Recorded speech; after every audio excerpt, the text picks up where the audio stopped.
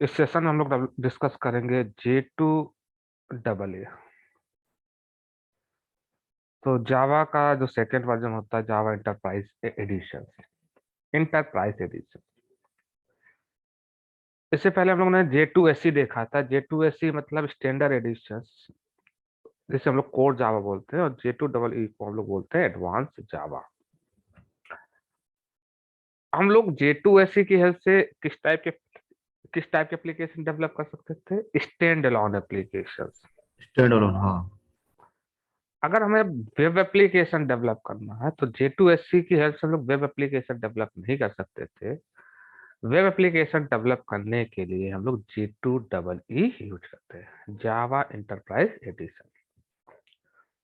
देखते हैं, पहले तो सबसे पहले हम लोग समझते हैं कि भैया होता क्या वेब एप्लीकेशन, वेब रिसोर्सेज क्या होते हैं, और किसी वेब एप्लीकेशन को कैसे एक्सेस कर सकते हैं, थोड़ा देखते हैं पहले।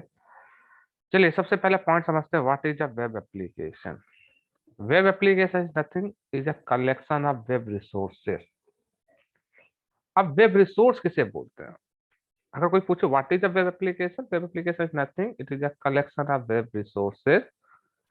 अगर आप वेब रिसोर्स की बात करें, वेब रिसोर्स का मतलब होता है each web resource is capable to generate one web page. मतलब हर एक वेब पेज जो हम लोग बनाते हैं किसकी हेल्प से? या तो HTML की हेल्प से, या servlet, JSP, JavaScript. So each web resource is capable to generate one web page। वो वेब पेज को ही हम लोग क्या बोलते हैं? वेब रिसोर्स बोलते हैं। तो एक तरह से जो वेब एप्लीकेशन होता है वो कलेक्शन होता है वेब रिसोर्सेस। अगर हम लोग वेब रिसोर्स की बात कर रहे हैं, इसका मतलब वेब पेज। आपके वेब एप्लीकेशन में कितने पेज हैं, किस किस टाइप के वेब पेज हैं? तो वेब रिसोर्स जो हमारे होते हैं वो दो टाइप के होते हैं। आपका वेब रिसोर्स मतलब वेब पेज। आपका वेब रिसोर्स स्टैटिक भी हो सकता है और डायनेमिक भी हो सकता है। तो web resource are two types, one is static and another is dynamic. आपका वेब रिसोर्स क्या हो सकता है? स्टैटिक भी हो सकता है और डायनेमिक। स्टैटिक वेब रिसोर्स किसे बोलते हैं? स्टैटिक वेब रिसोर्स का मतलब ऐसा वेब पेज जिसका कंटेंट फिक्स होता है। स्टैटिक वेब पेज, जैसे आप कोई भी HTML, जब कोई वेब एप्लीकेशन ओपन करते हो तो उसमें अबाउट अस का पेज है जैसे, तो अबाउट अस में क्या सिर्फ रीड कर सकते हो उस पेज में इंफॉर्मेशन। उस पेज से यूजर कोई इंटरेक्शन नहीं कर सकता है। देखिए पेज दो टाइप के होंगे, स्टैटिक और dynamic web page. Static web page जिसका कंटेंट फिक्स होता है, जिससे यूजर इंटरेक्शन नहीं कर सकता है, इंटरेक्टिव पेज नहीं होगा, और सिर्फ यूजर केवल रीड कर सकता है। रीड ओनली पेज को हम लोग क्या बोलते हैं? Static web page. जैसे विकिपीडिया में देखते हैं, विकिपीडिया में लोग इन्फॉर्मेशन सिर्फ रीड कर सकते हैं, वो स्टैटिक वेब पेज है। तो स्टैटिक वेब पेज क्या होता है? अब वेब पेज कुछ कंटेंट इज फिक्स्ड, जिसका कंटेंट फिक्स होता है उसे हम लोग बोलते हैं static web page. Static web page को हम लोग बोल सकते हैं रीड ओनली पेज भी, जिससे सिर्फ इंफॉर्मेशन रीड कर सकते हैं। जैसे अगर हम लोग लॉगिन पेज की बात करें, लॉगिन पेज आपका स्टैटिक वेब पेज नहीं, डायनेमिक वेब पेज है। क्यों? लॉगिन पेज में आप क्या करते हो? कुछ यूजर नेम पासवर्ड इनपुट करते हो, लॉगिन बटन पे क्लिक करते हो, तो पेज में कुछ प्रोसेसिंग होती है। ऐसे पेज को हम लोग बोलते हैं dynamic page. Static web page जिसमें सिर्फ इंफॉर्मेशन हम लोग रीड कर सकते हैं। अब जो स्टैटिक वेब पेज होते हैं उनको हम लोग डेवलप कर सकते हैं HTML, CSS, जावास्क्रिप्ट की हेल्प से। अब वो वेब पेज जिनका content will be change dynamically, जिनका कंटेंट चेंज होता है और आउटपुट जनरेट करता है बेस्ड ऑन योर रिक्वेस्ट। जब आप रिक्वेस्ट करेंगे तो वो क्या कर सकता है? कंटेंट भी जनरेट कर सकता है। मतलब a web page whose content will change dynamically based on the time of request, generate input values of the request। जैसे हम मान लीजिए हमें सम अप टू नंबर का ही प्रोग्राम बनाना है, वेब पेज है, यूजर से दो इनपुट लेगा, बटन पे ऐड बटन पे क्लिक करोगे तो वो क्या देगा? Sum up to number. तो ऐसा वेब पेज क्या होगा? Dynamic web page. जैसे वेब पेज देखिए, वेब एप्लीकेशन में हम लोग क्या बनाते हैं? Web page, web application is a collection of web page. मान लीजिए वेब पेज बनाया हुआ है, हमने फॉर्म बनाया हुआ है जिसमें इसमें फर्स्ट नंबर ले रहा है, सेकंड नंबर यूजर से ले रहा है, टेक्स्ट बॉक्स लगा हुआ है।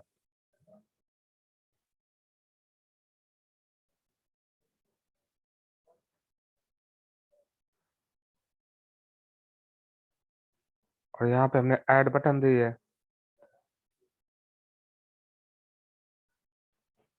यहाँ पे हमने क्या दिया है, ऐड बटन दिया है।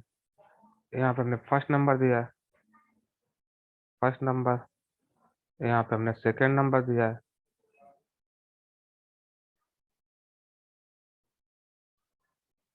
First number second number. अब यूजर क्या इनपुट करेगा, यहाँ पे फर्स्ट नंबर इनपुट करे, सेकंड नंबर इनपुट करे, और बटन पे क्लिक करेगा तो हमें क्या मिलेगा, सम अप टू नंबर मिलेगा। ऐसे पेज को बोलते हैं डायनेमिक वेब पेज। तो वेब पेज आपके दो टाइप के हो सकते हैं, स्टैटिक वेब पेज और डायनेमिक वेब पेज।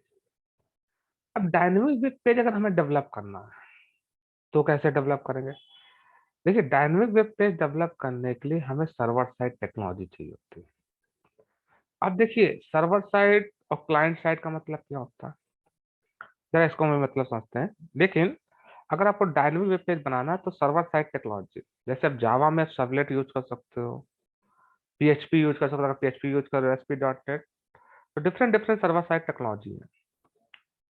देखिए, एक चीज पहले समझते हैं कि जो वेब एप्लीकेशन होता है, जब आप वेब एप्लीकेशन एक्सेस करते हो, वेब एप्लीकेशन कैसे कम्युनिकेट करते हो वेब एप्लीकेशन से। वेब एप्लीकेशन के लिए क्लाइंट सर्वर आर्किटेक्चर चाहिए होता है। क्लाइंट सर्वर आर्किटेक्चर क्या होता है, जैसे देखिए ये क्लाइंट है, क्लाइंट का मतलब ब्राउजर। ब्राउजर किसे बोलते हैं, क्लाइंट, जिसके हेल्प से आप कोई भी वेब एप्लीकेशन एक्सेस करते हो। जैसे आपको फेसबुक एक्सेस करना है तो आपको अपने सिस्टम पे क्या होना चाहिए, ब्राउजर होना चाहिए। ब्राउजर के थ्रू आप रिक्वेस्ट सेंड करते हो और वो रिक्वेस्ट सर्वर पे जाती है।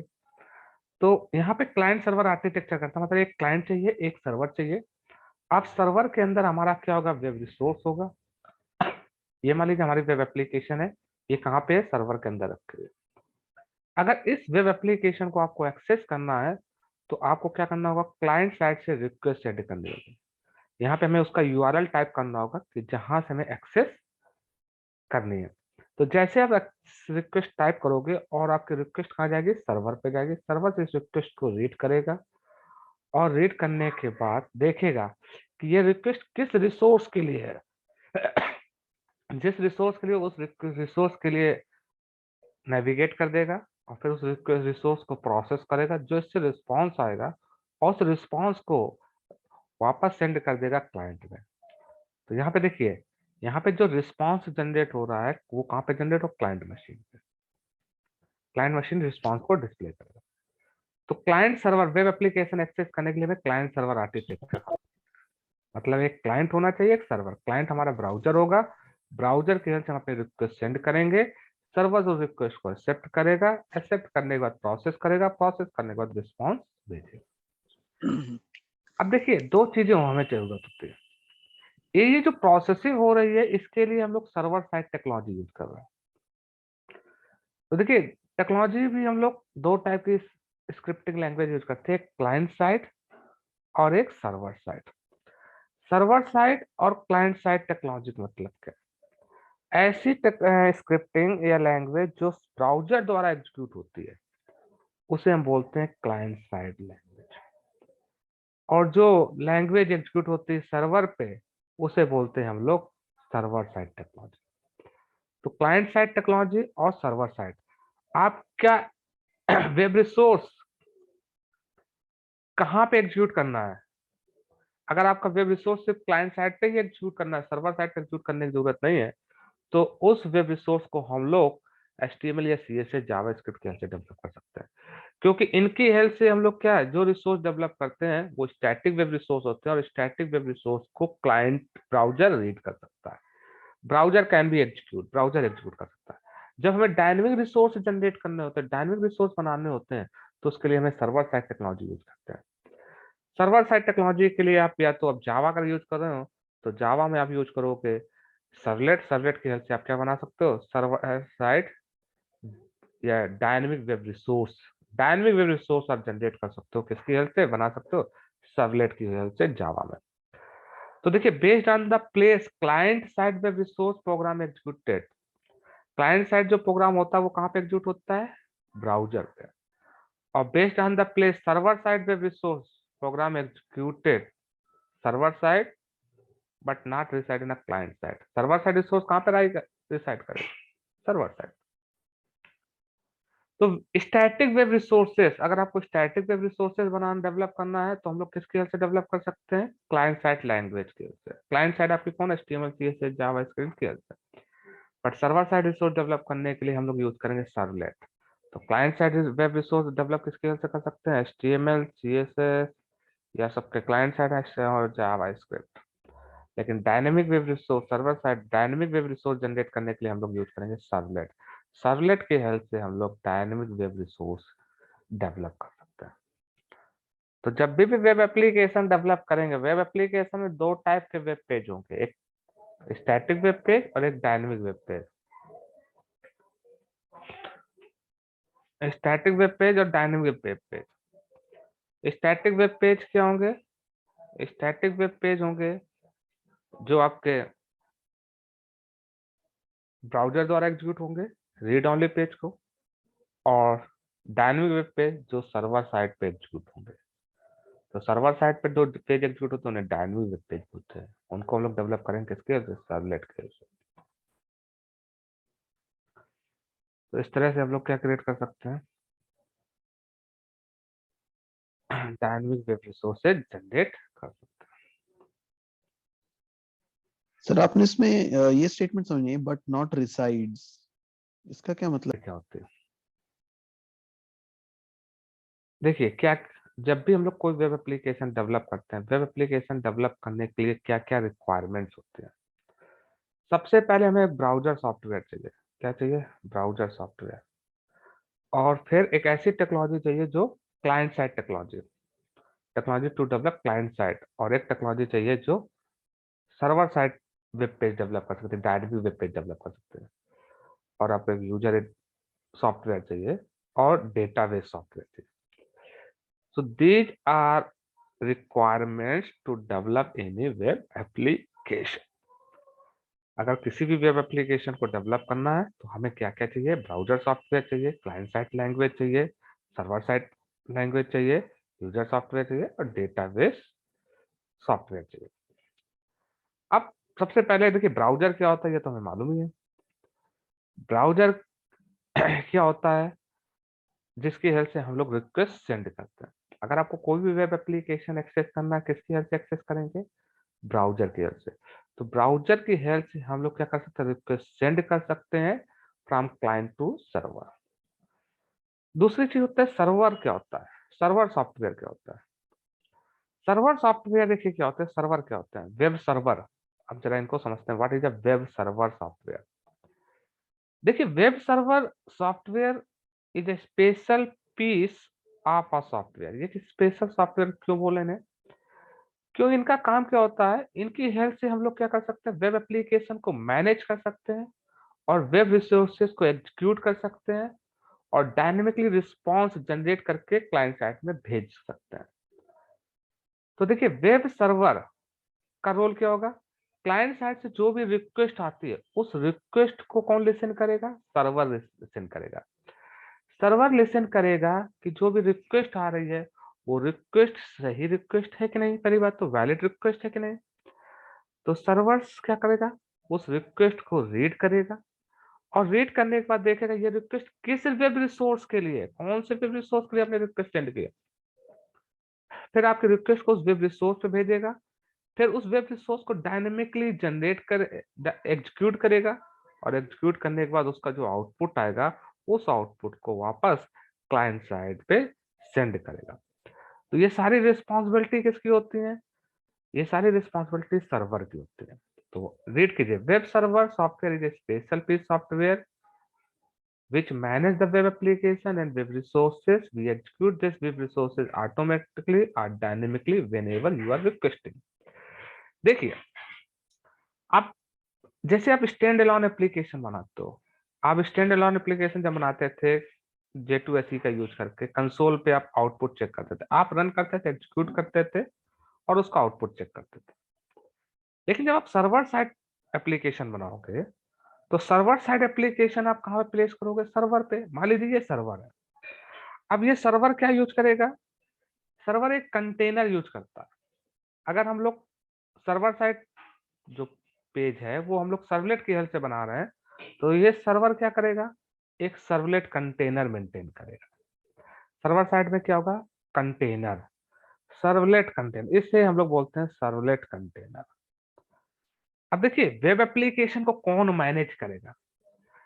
इस वेब एप्लीकेशन को कौन मैनेज करेगा? इसे सर्वलेट कंटेनर बोलते हैं या वेब कंटेनर बोलते हैं। क्योंकि आपने एक बार एप्लीकेशन डेवलप करने के बाद उसे कहां पे डिप्लॉय कर दिया? वेब सर्वर पे। जैसे सर्वर पे डिप्लॉय किया, उसके बाद उस एप्लीकेशन की लाइफ साइकिल कौन मैनेज करेगा? क्योंकि प्रोग्राम आप आपके हाथ में नहीं है ना, आप तो उसको ऑब्जेक्ट नहीं क्रिएट करेंगे, आप तो उसे रन नहीं करोगे।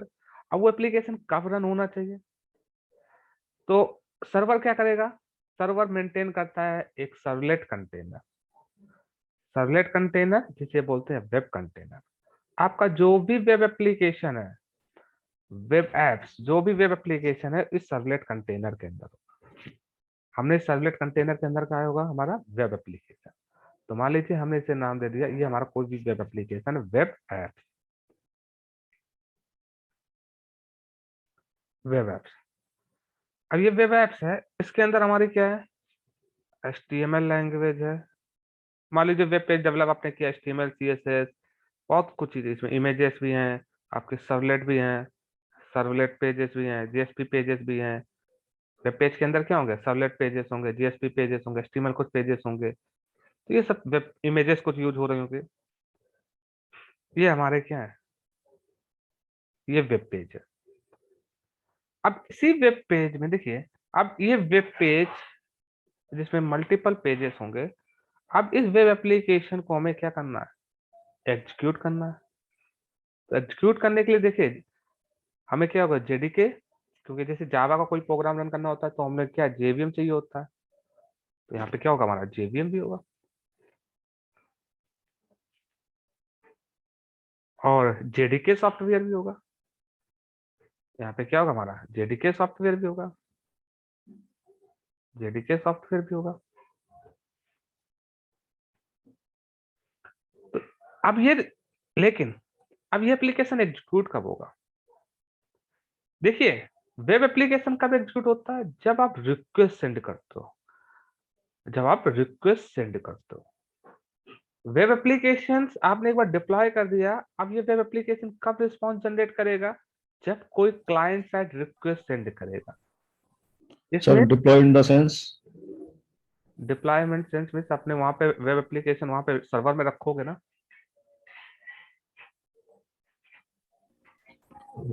मतलब सर? सर्वर में रखोगे ना वेब एप्लीकेशन, सर्वर सॉफ्टवेयर के हम्म। अंदर, उसे डिप्लॉयमेंट बोलते हम्म। ठीक है सर। हैं। Web server software is a special software which can manage the web application and web resources. ये जो सर्वर सॉफ्टवेयर होता है, यही सर्वर सॉफ्टवेयर आपके वेब एप्लीकेशन को मैनेज करता है कि वेब एप्लीकेशन कब एग्जीक्यूट होना चाहिए। अब सर्वर सॉफ्टवेयर क्या मेंटेन करेगा? एक कंटेनर मेंटेन करेगा। अब देखिए इस सर्वर सॉफ्टवेयर की क्या क्या रिस्पॉन्सिबिलिटी होती है?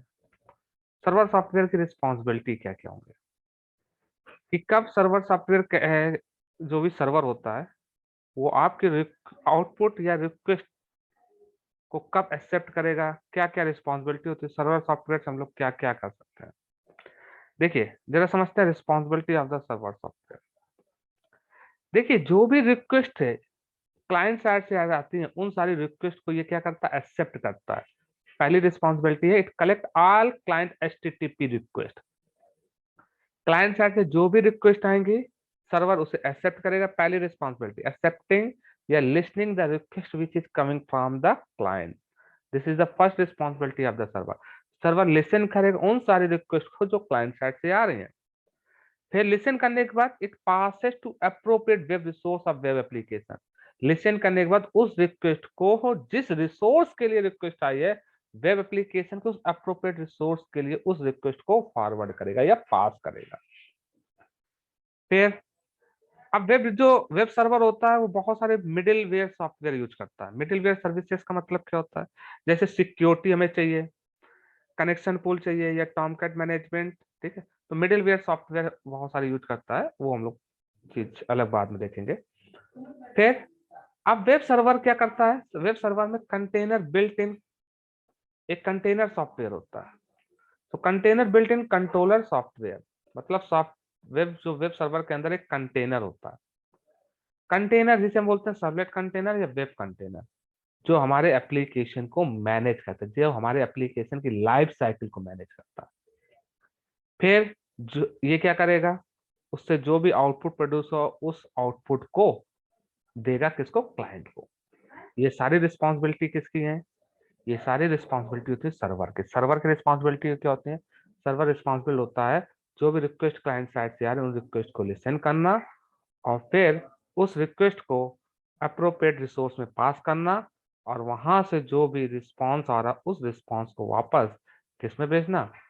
वापस क्लाइंट साइड में भेजना। ये रिस्पॉन्सिबिलिटी किसकी होती है? ये रिस्पॉन्सिबिलिटी होती है सर्वर की। अब देखिए सर्वर क्या मेंटेन करता है इंटरनली? सर्वर मेंटेन करता है कंटेनर। सर्वर क्या मेंटेन करता है? कंटेनर। तो कंटेनर की रिस्पॉन्सिबिलिटी क्या होती है? सर्वलेट कंटेनर की responsibility, actually servlet container provide the environment to manage web resource of web application. अब देखिए इस वेब एप्लीकेशन को रन करने के लिए जो इन्वायरमेंट चाहिए, जैसे आप जावा का एप्लीकेशन रन करते हो आपको जेडीके सॉफ्टवेयर चाहिए, जेवीएम चाहिए, तो उसे मैनेज करने के लिए जो भी इन्वायरमेंट चाहिए वो इन्वायरमेंट कौन प्रोवाइड करेगा? Container. Container provide the environment to manage web resource of web application. Container क्या करेगा? परफॉर्म करेगा टोटल लाइफ साइकिल ऑपरेशन। आप देखिए जब भी आप रिक्वेस्ट सेंड करोगे तो क्या होता है, मान लीजिए हमने एक सर्वलेट बनाया है और उस सर्वलेट के लिए हमने रिक्वेस्ट सेंड की, तो जैसे सर्वलेट के लिए रिक्वेस्ट सेंड करोगे, who is responsible to create the object for that servlet? अब कौन क्रिएट करेगा, कब क्रिएट करेगा, कब ऑब्जेक्ट डिस्ट्रॉय करेगा, ये सारी रिस्पॉन्सिबिलिटी, ये जो लाइफ साइकिल होती है, ये कौन मैनेज करता है? ये मैनेज करता है servlet container. Container manage the life cycle of web resource. हर एक वेब रिसोर्स जो आप डायनेमिक सर्वलेट वेब रिसोर्स आप जनरेट करोगे, सर्वलेट वेब रिसोर्स की सर्वलेट वेब रिसोर्स की लाइफ साइकिल कौन मैनेज करेगा? मैनेज करेगा container. Container is responsible to provide the environment to manage web resource of web application. Container is responsible to perform total life cycle operation in case of GSP to generate corresponding generated servlet. हाँ, जैसे जब GSP की बात भी करते हैं, GSP क्या होता है एक्चुअली इंटरनली क्या होता है? सर्वलेट में ही कन्वर्ट होता है, तो उसको भी कौन मैनेज करेगा? उसको भी मैनेज करता है कंटेनर। तो कंटेनर की मेन रिस्पॉन्सिबिलिटी क्या होगी? कंटेनर की मेन रिस्पॉन्सिबिलिटी होगी वेब रिसोर्स के मैनेज करने की। वेब रिसोर्स की लाइफ साइकिल, पूरा वेब रिसोर्स मैनेज करना, उसकी लाइफ साइकिल, कब ऑब्जेक्ट उस वेब रिसोर्स के लिए क्रिएट करना है, कब डिस्ट्रॉय करना है, ये सारी रिस्पॉन्सिबिलिटी जो होगी वो कंटेनर की होगी। कंटेनर आपको प्रोवाइड करेगा, इन्वायरमेंट प्रोवाइड करेगा, manage web resources of web application, it performs total life cycle operation in case of GSP to generate corresponding generated servlet also। तो बेसिकली जो आपको पॉइंट याद रखना है, जो पॉइंट ये है कि container, what is the role of the container? Container is responsible for managing the life cycle of web resource. Container क्या मैनेज करेगा? लाइफ साइकिल मैनेज करेगा, किसके लिए? किसके लिए? वेब रिसोर्स के लिए।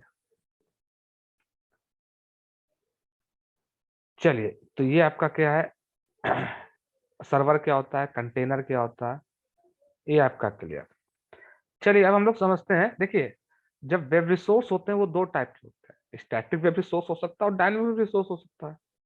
अगर आपकी इंफॉर्मेशन, अगर आपने रिक्वेस्ट डायन सॉरी अगर आपने रिक्वेस्ट स्टैटिक वेब पेज के लिए भेजी है तो फिर प्रोसेसिंग कैसे सर्वर साइड पे होगी? अगर आपने रिक्वेस्ट डायनेमिक वेब रिसोर्स के लिए भेजी है तो प्रोसेसिंग कैसे होगी? जरा हम लोग इस चीज को समझते हैं।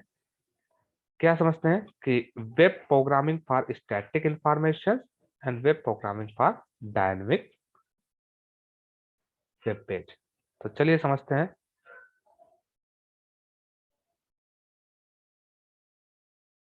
चलिए, क्या हम लोग समझते हैं web programming for static information. देखिए, अगर आपका पेज क्या है, स्टैटिक। स्टैटिक मतलब अगर आपने एक रिक्वेस्ट जो सेंड की है वो स्टैटिक्स रिसोर्स के लिए सेंड की है। जैसे मान लीजिए ये हमारा क्लाइंट है, ये हमारा क्या है, क्लाइंट। ये क्लाइंट से आपने रिक्वेस्ट सेंड की, ये आपका सर्वर है। आप सर्वर में क्या है, स्टैटिक रिसोर्सेस है। हमने बहुत सारे स्टैटिक रिसोर्सेज यहाँ पे हैं, मान लीजिए हमारे पास स्टैटिक फाइल्स हैं। ये स्टैटिक फाइल्स हैं बहुत सारे। मान लीजिए ये हमारी कैसी फाइल्स है, static files. Static static sorry static files. आपने, ये हमारा क्लाइंट है, ये क्या है, क्लाइंट। और ये आपका क्या है, ये आपका सर्वर है, ये आपका सर्वर है, ये आपका सर्वर है। अब आपने रिक्वेस्ट सेंड की, कहाँ से, क्लाइंट से सर्वर की ओर। तो हमने क्लाइंट से सर्वर की ओर रिक्वेस्ट सेंड की, ये आपने रिक्वेस्ट सेंड की। रिक्वेस्ट रिक्वेस्ट कहाँ गई, क्लाइंट से सर्वर। अब आपने रिक्वेस्ट सेंड की सर्वर टू क्लाइंट, सॉरी, पहले आपने रिक्वेस्ट सेंड की कहाँ, क्लाइंट से सर्वर। जैसे रिक्वेस्ट सेंड की, अब ये रिक्वेस्ट किसके लिए, स्टैटिक वेब पेज के लिए। वेब सर्वर रीड करेगा, हाँ ये रिक्वेस्ट इस वेब स्टैटिक वेब पेज के लिए। तो वेब सर्वर क्या करेगा, देखिए, जैसे client send a request for static file, web server searches whether the requested static file is available और not available at server side. जैसे आप रिक्वेस्ट सेंड करेंगे स्टैटिक फाइल के लिए, सर्वर उस रिक्वेस्ट को लिसन करेगा। लिसन करने के बाद उस रिक्वेस्ट के लिए, जिस पेज के लिए आपने रिक्वेस्ट सेंड की है, उस पेज को सर्च करेगा कि सर्वर पे अवेलेबल है कि नहीं। अगर अवेलेबल है, if the requested resource is available, then it will return the static file as a response। देखिए, अगर ये अवेलेबल है तो अब ये चेक करेगा कि स्टैटिक फाइल्स, वो जिस रिसोर्स के लिए रिक्वेस्ट आई है, क्या वो रिसोर्स अवेलेबल है, स्टैटिक फाइल्स, यस अवेलेबल है। अगर अवेलेबल है तो सीधे उस स्टैटिक फाइल्स को उठाएगा और ऐसा रिस्पॉन्स किसको भेज देगा, क्लाइंट को भेज देगा। क्लाइंट को क्या भेजेगा, ऐसा रिस्पॉन्स भेज देगा। अगर मान लीजिए रिसोर्स अवेलेबल ना होता तो, अगर रिसोर्स अवेलेबल ना होता, if the requested resource is not available, तो वेब सर्वर क्या सेंड करता है, स्टेटस कोड सेंड करता है। स्टेटस कोड क्या होता है, स्टेटस कोड रिप्रेजेंट करते हैं हर रिसोर्स के लिए। बहुत सारे वेब सर्वर में देखिए, वेब एप्लीकेशन हम लोग स्टेटस कोड यूज करते हैं, वेब सर्वर क्या यूज करता है, स्टेटस कोड। हम लोग डिस्कस करेंगे स्टेटस क्या होता है।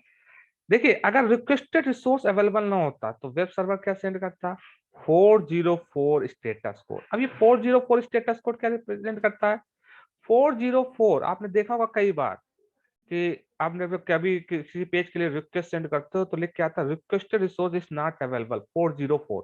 404 का मतलब requested is not found, requested resource is not found. अगर रिसोर्स अवेलेबल नहीं है सर्वर साइड पे, जिस रिसोर्स के लिए आपने रिक्वेस्ट सेंड की है, तो सर्वर क्या सेंड करता है, वहां पे 404 स्टेटस कोड इंफॉर्मेशन सेंड करता है, जो कि रिप्रेजेंट करता है कि requested resource is not available at server side. अब देखिए, to serve static files no processing is required at server side. देखिए, आपने रिक्वेस्ट स्टैटिक फाइल के लिए सेंड की थी, सर्वर ने आपने की रिक्वेस्ट लिसन की और उस स्टैटिक फाइल को पिक किया और सीधे ऐसा रिस्पांस क्लाइंट को सेंड कर दिया। देखिए, इस स्टैटिक फाइल को सेंड करने के लिए कोई प्रोसेसिंग की जरूरत नहीं होती। मतलब स्टैटिक फाइल को सर्व करने के लिए कोई भी प्रोसेसिंग रिक्वायर्ड नहीं होती है सर्वर साइड पे। Web server always loves to serve static information. क्यों, कोई भी प्रोसेसिंग करने की जरूरत नहीं, सीधे देखेगा ये स्टैटिक वेब रिसोर्स और सीधे कहाँ, क्लाइंट साइड पे सेंड कर देगा। तो ये आपकी प्रोसेसिंग किसके लिए होती है, ये प्रोसेसिंग है स्टैटिक वेब रिसोर्स के लिए। क्या सबसे पहले क्या, आप क्लाइंट से रिक्वेस्ट सेंड करेगा, क्लाइंट सेंड अ रिक्वेस्ट या make a request for static file. Web server what does, web server check, web server searches whether requested static file is available or not at server side. So these are steps. So you can read one by one. Client, first of all, client send a request for static file. Then web server searches the whether requested static file is available at a server side. If the requested resource is available, then it will return static file as a response. If the requested resource is not available, then web server send 404 status code saying requested resource is not available. To serve static file, no processing is required at server side. So we can say web server always loves to serve static information. तो ये हमारी क्या है, static information कैसे सर्व होती है, कैसे execute होती है. क्लियर? Yes, sir. Clear.